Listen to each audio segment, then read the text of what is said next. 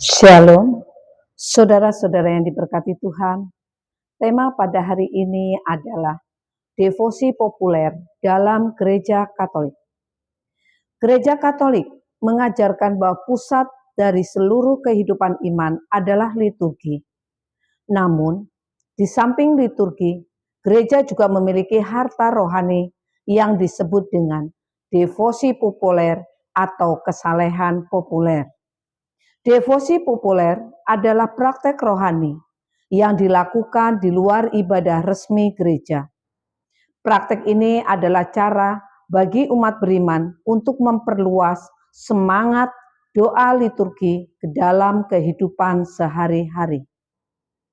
Di masa Advent ini, kita akan melihat beberapa bentuk devosi yang berkembang dan dicintai oleh umat Katolik.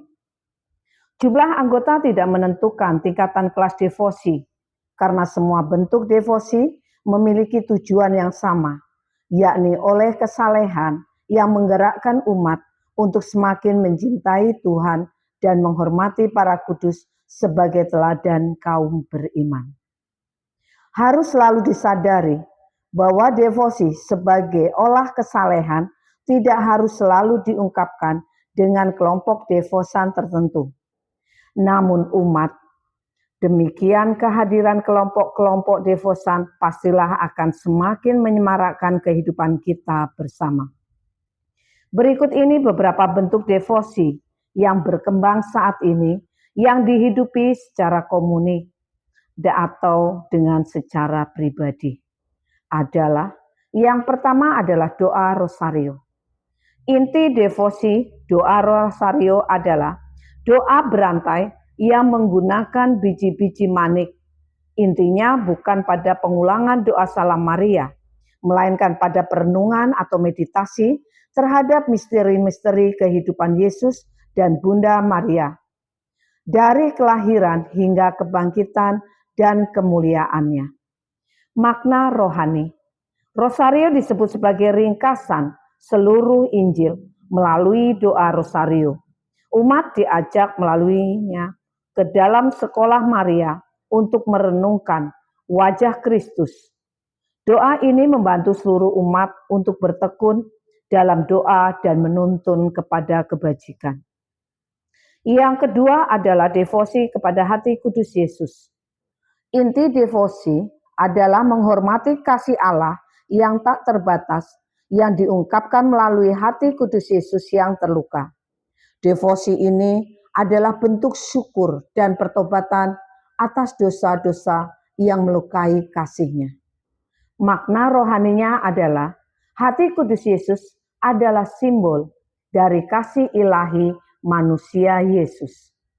Praktek-praktek utamanya meliputi adalah konsekrasi pribadi atau penyerahan diri, tindakan reparasi atau silih atas dosa, dan praktek Jumat pertama.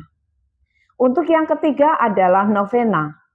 Inti devosi ini adalah praktek berdoa selama 9 hari berturut-turut untuk memohon rahmat khusus atau sebagai persiapan menyambut hari raya tertentu. Praktek doa ini disemangati oleh tradisi 9 hari antara kenaikan Tuhan Yesus dan turunnya Roh Kudus pada hari Pentakosta, di mana para rasul dan Maria bertekun dalam doa. Makna rohani, menumbuhkan ketekunan, kesabaran, dan kerinduan umat akan anugerah Allah. Yang keempat adalah ziarah. Inti dari devosi tersebut adalah perjalanan rohani ke tempat-tempat suci, seperti gereja katedral, makam para kudus, atau tempat penampakan Bunda Maria.